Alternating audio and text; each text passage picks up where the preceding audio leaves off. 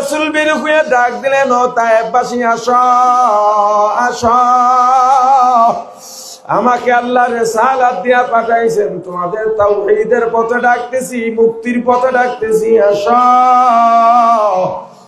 একটা কাফেরও দিন কবুল করে নাই। ও ভাই, তুমি একটু চক্ষু বন্ধ করে ওই রাসূলের অবস্থাটা একটু দেখার চেষ্টা করো। আমার রাসূল যখন দাওয়াত দিলেন, চারদিক থেকে কাফেরের দুষ্ট দুষ্ট ছেলেরা, যুবকরা পাথর নিয়ে মারে আর বলে এটা দুশমন, আমাদের তায়েফ থেকে বের করে দে। হযরত যায় দেখা মানুষ কয়দিকে ফিরাবেন, একবার ডানে যান আর একবার বামে যান আর একবার পেছনে। যখন ডানে যান তখন পিঠে আর বাম দিক থেকে আমার রাসূলের সুন্দর শরীরে পাথর পড়ে। পাথর পড়ার সঙ্গে সঙ্গে চামড়া ফুটা হইয়া ফিনকি দিয়া রক্ত বের হয়ে যায়। হযরত যায়েদেরও মাথা ফেটে যায়, শরীরের বিভিন্ন জায়গা থেকে রক্ত পড়ে। আর চিন্তা করো আমার রাসূলের অবস্থাটা তখন কেমন হয়েছিল।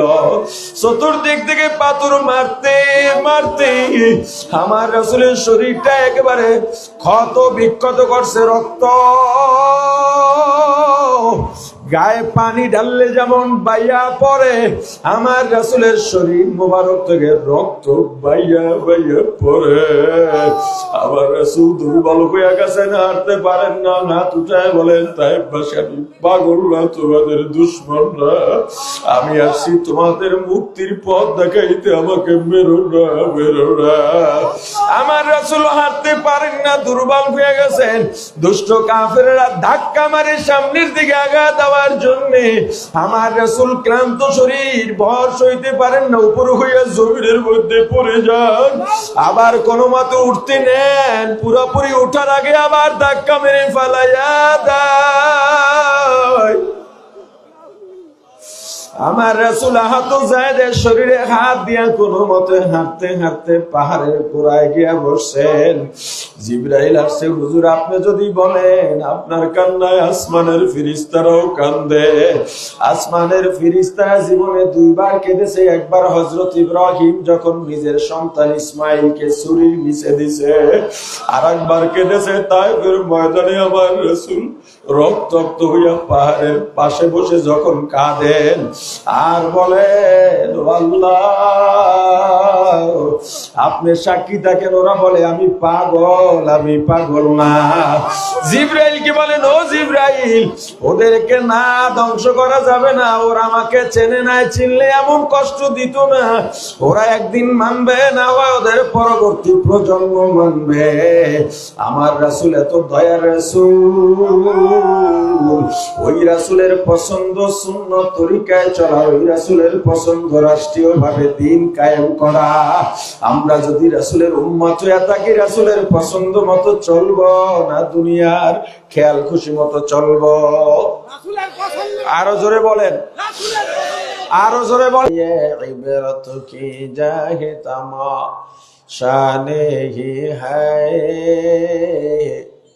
ये इबरत की जागे तमाशा नहीं है, ला इलाहा इल्लल्लाह, ला इलाहा इल्लल्लाह, ला इलाहा इल्लल्लाह, ला इलाहा इल्लल्लाह, ला इलाहा ইল্লাল্লাহ, লা ইলাহা ইল্লাল্লাহ।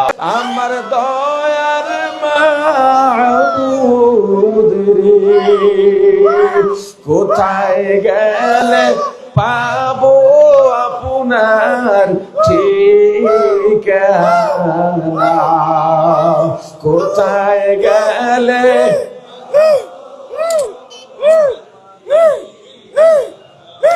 আপনাকে পাইবার আসে,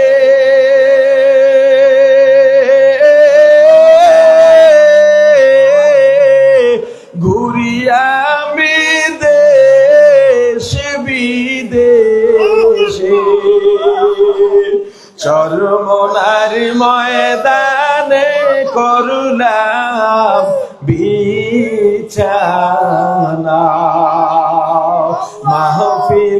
ময়দানে করলাম বিছানা। আল্লাহ আল্লাহ আল্লাহ আল্লাহ আল্লাহ আল্লাহ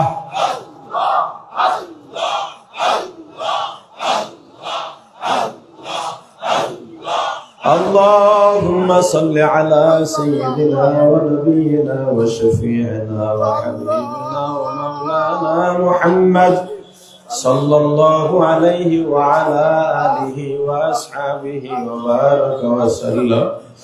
ওই গরিব দোকানে দোকানদারি করে আর গুনগুন করে জিকির করে, ওই গরিব নদীতে মাছ ধরতে যায়, জাল ফালায় আর জাল টানে আর গুনগুনে আমার আল্লাহ জিকির করে।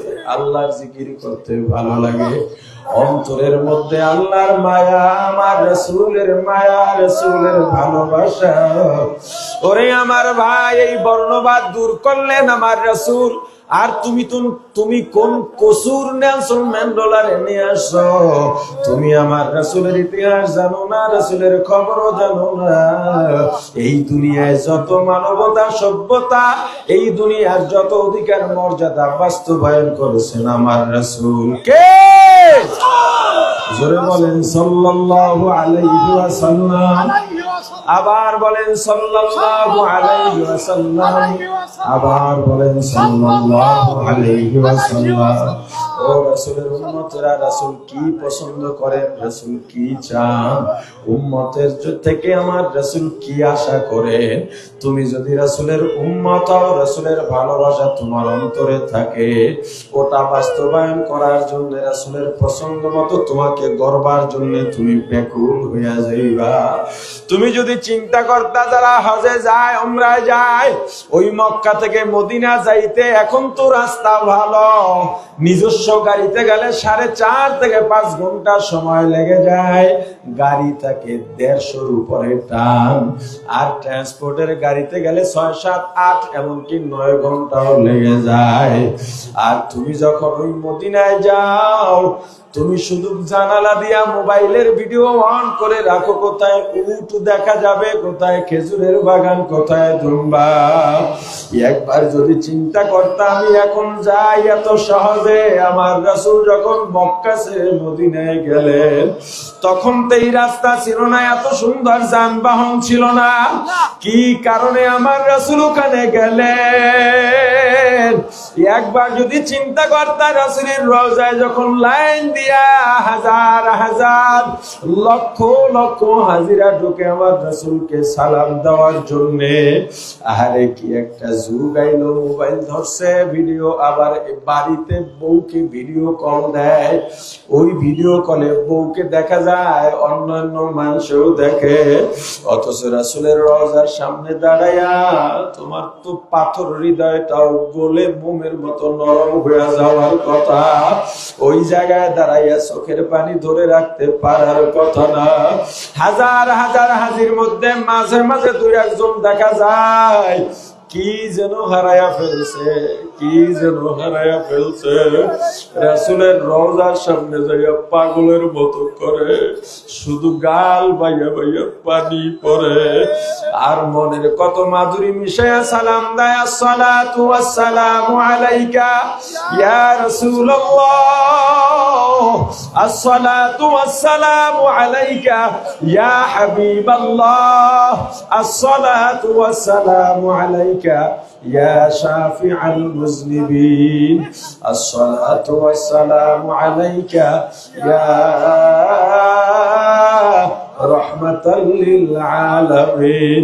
ওরে হাজী, তুমি উহুদের ময়দানে গেলা, ইসলামের দ্বিতীয় যুদ্ধ, ওখানে গিয়া তুমি ভিডিও নিয়ে ব্যস্ত, আর যদি চিন্তা করতা ওই যুদ্ধে কে যেন এলান করে যায়, কি আছো, আমার রাসূল জিহাদে ডাক দিছেন, হযরত হানজালা বাসর রাতে বিবিকে ফালাইয়া জিহাদের ময়দানে চলে গেল। ওই যে উহুদের ময়দান, ওখানে যারা গেছে রে ভাই, কত কিছুই তো ওখান থেকে নিয়ে আসতে পারো। দেখবা যারা যাইবা, আল্লাহ তৌফিক দান করেন সবাইকে, ওখানে গর্ত আছে, নিচা আছে, ঠালা আছে, কাফেররা মেরে আমার রাসূলকে ওখানে ফালাইয়া দিছে।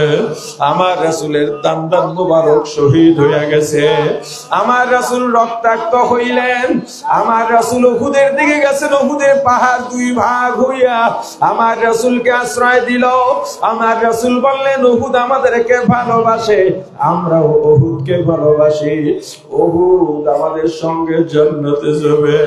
একটা পাহাড় আমার রাসূলকে চিনল, বনের বাঘ হরিণ পশু পাখি আমার রাসূলকে চিনছে, গাছপালা আমার রাসূলকে চিনছে। আর যেই রাসূল এই উম্মতের জন্য কাঁদেন, শ্রেষ্ঠ মানুষ হইয়া উম্মত হইয়া রাসূলের চিন্তা করি না, রাসূলের জন্য মন কাঁদে না। ওরে আমার ভাই, তুমি যদি চিন্তা করতা মক্কা থেকে তায়েফ প্রায় 70 থেকে 80 কিলোমিটার, 6000 ফিট, 6000 ফিট উঁচা, মক্কা থেকে তায়েফ পুরাটা উঁচা।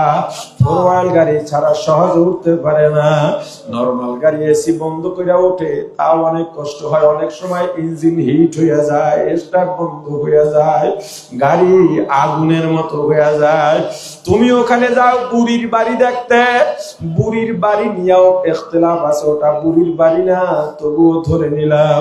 তুমি ওখানে গেলা, গিয়া পাহাড়টার ভিডিও করে নিয়ে আসছো, আঙুরের বাগান খোঁজো, ওই বেদানার বাগান খোঁজো, কিন্তু ওই জায়গায় তায়েফে ঢোকার আগে একটা ছোট্ট গাছ আছে, গাছটা একটা বাউন্ডারি দেওয়া, ছোট নিচা কইরা আমার রাসূলকে তায়েফের দুষ্ট কাফেররা ওই জায়গায় মেরে ফেলা দিছিল।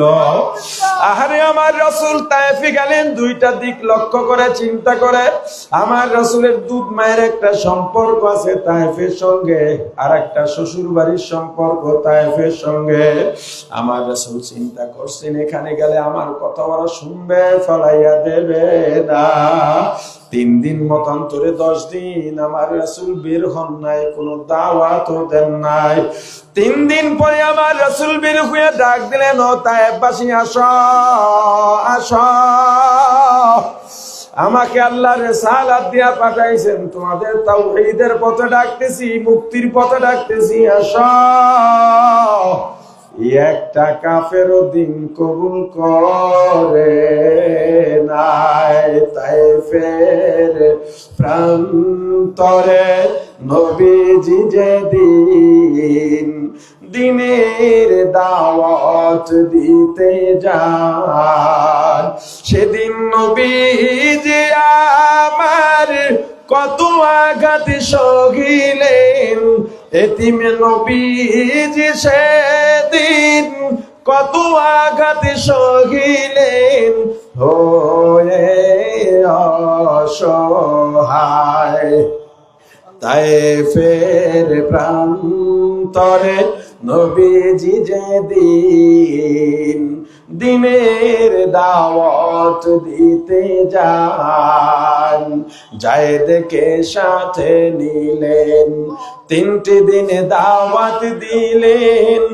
একটা কাফের দিন করলো না কবুল, বরং পাগল বলিয়া দিল তাড়াইয়া, পাগল বলিয়া দিল তাড়াইয়া। চিনল না ওই দুর্ভাগার দল আল্লাহরই রাসূল, চিনল না ওই দুর্ভাগার দল আল্লাহরই রাসূল। সেদিন নিরাশ হয়ে নবীজি আসতেছিলেন ফিরিয়া, হয়ে